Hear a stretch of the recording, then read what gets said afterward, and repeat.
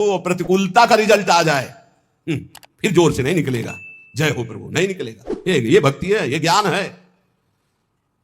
भक्त को या उपासक को जब कभी प्रतिकूलता का निर्णय सामने आवे तो नाचना चाहिए कि मेरे मन की नहीं कि अपने मन की कर दी, अब आपकी जय हो, अब आपकी जय हो, आपके मन की जय हो, हे प्यारे जो जो प्यारो करे स्वयं मोहि भावे। लेकिन नहीं, इसलिए ज्ञान सदस्य कोई इसके बराबर कोई पवित्रता नहीं है।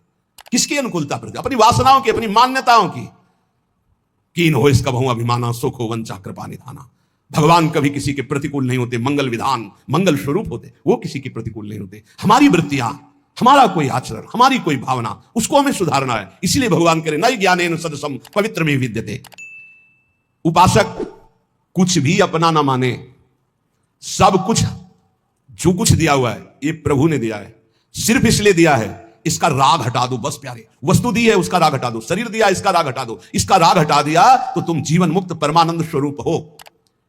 ये कर्म फल की आसक्ति, यही तत्व ज्ञान नहीं होने देते। तत्स्वयं कालेन आत्मनि विन्दति।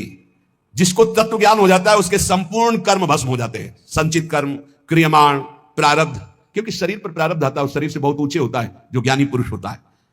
जिसके समान पवित्र करने वाला दूसरा कोई साधन नहीं है, वो है तत्व ज्ञान। तत्व ज्ञान यहां जो वो यही सर्वत्र वही, सर्वत्र वही। ये बहुत बढ़िया है। यो माम पश्यति सर्वत्र सर्वम च मयि पश्यति तस्याहं न प्रणश्यामि सच में न प्रणश्यति। सब जगह मेरे प्रभु विराजमान है और यहां भी प्रभु विराजमान है। जब सब जगह है तो यहां भी है, तो आप कौन है? वो आप है ही नहीं। खोजने वाला नहीं रहता भक्ति में। ब्रह्म नहीं, माया नहीं, नहीं जीव नहीं काल, अपनी सुदिना रही एक रहे नंदलाल। और ज्ञानी को आत्मस्वरूप। सब जगह जब तक परमात्मा ना दिखे तब तक अज्ञान ही है। ये बहुत बड़ा भ्रम बैठ जाता है कि हम उद्धार करने वाले हैं, भगवान बचाए ऐसी बुद्धि से। अरे ज्ञान समुद्र, भगवान शंकर भी अपने को ज्ञान समुद्र कहने में हिचकते हैं, नहीं कहते। यद्यपि बंदे बोधमयम नित्यम गुरुम शंकर रूपिणम, लेकिन वो भी जब भगवान श्री हरि से बात करते हैं तो बहुत दैन्य, बार बार बरमांग हूं हर्षदेव श्रीरंग पद सरोजन पायनी भक्ति सदा सत्स, बड़े दैन्य भाव में देखे गए। परमात्मा सब जगह परिपूर्ण है और आप भी परमात्मा स्वरूप हैं, ऐसा अनुभव होकर के प्रपंचातीत। अब जो हो रहा है सो प्रकृति से, बुलवा रहे हैं, खिलवा रहे हैं, हंसवा रहे हैं, चलवा रहे हैं। निर्द्वंदो ही महाबाहो सुखम बंधात प्रमुच्यते। वो अपने आप में ही परमात्मा तत्व का अनुभव करके महासुख में निमग्न हो जाता है। यही है, प्रभु है। परमात्मा तत्व इंद्रिय मन बुद्धि आदि करणों से नहीं जाना जाता। जैसे जल निर्मल हो जाए, शांत हो जाए तो नीचे की वस्तु दिखाई देती है। जैसे पहले अंतःकरण निर्मल और शांत तो स्वरूप बोध हो जाता है, उसके लिए प्रयास नहीं करना पड़ता। भगवान कहते हैं कि ज्ञान से बढ़कर कोई पवित्र नहीं, तो ये ज्ञान मिलता कैसे है? तो आगे उपाय बता रहे हैं ज्ञान प्राप्ति के लिए क्या उपाय है। तो कह रहे श्रद्धावान लभते ज्ञानम तत्परः संयतेन्द्रियः ज्ञानम लब्ध्वा पराम शांति मचरेणाधिगच्छति। श्रद्धावान जो संतों पर श्रद्धा करता है, गुरुजनों पर श्रद्धा करता है, शास्त्र पर श्रद्धा करता है, वो इस मार्ग में चलना शुरू होता है। सत्संग सुना, जानकारी मिली, शास्त्र सुना, जानकारी मिली। श्रद्धावान लभते ज्ञानम, ये जो ज्ञान है ये शास्त्र ज्ञान की बात है, अब ये ब्रह्मबोध की बात नहीं। श्रद्धावान लभते ज्ञानम तत्परा संयतेन्द्रिय, जो ज्ञान शास्त्र का प्राप्त हुआ है उसमें तत्पर होकर जितेंद्रिय हो, ये नहीं हो पाता। यहीं से सब फेल हो जाता है। आगे जो ज्ञानम लब्ध्वा पराम शांति मचरेणाधिगच्छति, वहां तक पहुंचना ही नहीं है। लाखों में कोई एक निकल जाए तो निकल जाए, नहीं यहीं गिर जाता है। अपने में श्रद्धा हुई तो भगवान ने संत समागम दिया, शास्त्र स्वाध्याय दिया, तो जो जानकारी, जितना ज्ञान आपको हुआ उतने पर तो विजय प्राप्त कर लो। बिल्कुल थोथी बातें निकलती हैं। जैसे सत्संग को, प्रवचन को, भगवत मार्ग को जिस बात के लिए सीखा जाता है वो है हमारे अंदर जो व्यथा पैदा करने वाले विकार है उन पर विजय प्राप्त करें। तत्परा संयतेन्द्रिय, जो जानकारी मिली उसके परायण होकर अपनी इंद्रियों को संयमन करें। अपनी इंद्रियों पर इससे कोई मतलब नहीं। संयतेन्द्रिय, जो साधन सुना, जो शब्द सुना, तत्परता पूर्वक उसमें लग गए। और तत्परता का कसौटी है इंद्रियों का संयमन करना, इंद्रियों पर विजय प्राप्त करना। अब आएगा ज्ञान का स्वरूप। संस्थाओं से ज्ञान प्रकट नहीं होता, गुरुजनों के चरणों से ज्ञान प्रकट होता है, उसी से संस्था बनती है। तुम्हारी संस्था के जो गुरुजन, उनके वचनों पर चलो, फिर देखो बात बनती है कि नहीं बनती। इंद्रियों की कसौटी है इस बात की कि जब तुमने जान लिया ये थोथा है तो फिर क्यों चलायमान हो रही है।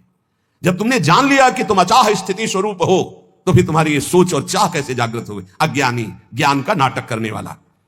भगवान कह रहे श्रद्धावान लभते ज्ञानम, तो ज्ञानम का स्वरूप क्या है? तत्परः, उसके जो जानकारी हुई उसके परायण होकर, उसकी कसौटी क्या है? संयतेन्द्रियः, अपनी इंद्रियों को जीत लिया है जिसने, वो है ज्ञानी। श्रद्धावान लभते ज्ञानम, परमात्मा में, महापुरुष में, धर्म में, शास्त्र में श्रद्धा, आदर पूर्वक। कैसे श्रद्धा? भगवान ने कहा प्रणिपाते, साष्टांग दंडवत, हाथ जोड़कर दैन्यता से श्रद्धा। आजकल ऐसे आते हैं प्रश्नकर्ता जैसे टीचर विद्यार्थी की जानकारी लेने आता है। टीचर, ऐसा तो फिर ऐसा क्यों, ऐसा तो फिर ऐसा क्यों, ऐसा तो पता चलता है केवल बुद्धि से खेल रहे हो, कुछ नहीं अंदर। एक आए थे कि हमें आत्मा का ज्ञान हो चुका है। उनका आपको आत्मा ज्ञान हो चुका है? वो जी अज्ञानी कहेगा, आपको आत्मा का ज्ञान हो चुका है। बस इतनी में फेल हो गए, कुछ नहीं है। आपको आत्मा का ज्ञान हो चुका है। आप कौन है? वो आप कौन है? आपको आत्मा का ज्ञान, आप कौन है? नहीं, वो ध्यान में किसका ध्यान, कौन कर रहा था? अरे ज्ञान तो तब होता है जब ध्याता ध्यान की त्रिपुटी लय हो जाती है। ध्येय ध्याता ध्यान, इसकी त्रिपुटी लय। बड़ा विचित्र खेल। शुद्ध ज्ञान, शुद्ध भक्ति, शुद्ध भगवत मार्ग मजाक बना दिया गया है। मजाक। अभी तो 5000 वर्ष में आगे चल के और देख लेना, उपहास किया जाता है, शुद्ध मार्ग का उपहास किया जाता है, नाटक का आदर किया जाता है। कलिकाल की ऐसी कुचाल बढ़ती चली जा रही। 500 ऊंटों की भीड़ जा रही थी, हाँकने की जरूरत नहीं थी। एक ऊंट की पूंछ में दूसरे ऊंट का आगे का नाच, उसकी पूंछ में उसके। अब उनसे पूछ में पूछो कि तुम कहां जा रहे हो, बोले उससे पूछो आगे वाले से। आगे वाले से पूछो, बोले हम खुद पूंछ में बंधे हुए हैं, हम तुम्हें क्या बताएं। ऐसे क्रम सबसे आगे वाले से पूछो कहां जा रहे हो, बोले जिधर रास्ता खाली मिल रहा है उधर जा रहे हैं। लक्ष्य क्या, कोई मतलब नहीं। 500 ऊंट चल रहा है, शायद ऐसे ही चल रहे हैं हम।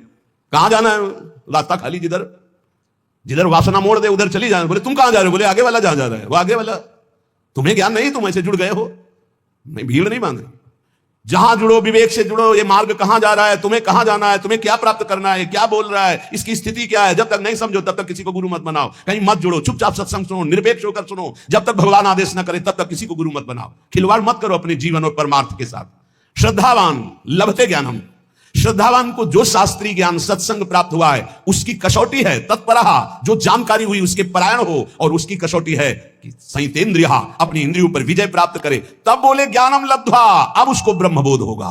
परम शांति मचिरेणादि गच्छति, वो तत्काल परम शांति को प्राप्त हो गया। ब्रह्मभूता प्रसन्नात्मा न शोचति न कांक्षति समा सर्वेषु भूतेषु मद भक्तिम लभते परम।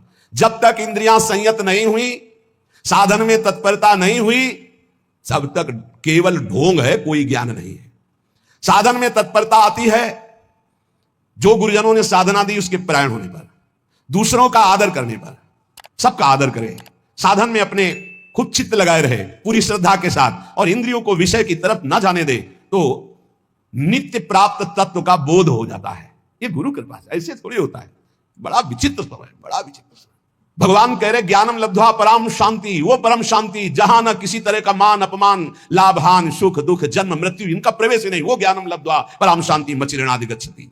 बड़े आश्चर्य की बात है कि नित्य निरंतर परमात्मा स्वरूप यहां विराजमान है, फिर भी वो प्रियता शरीर में और भोगों में किए हुए जीव भटक रहा है। इसका कारण ये भगवान की दुरंत माया है।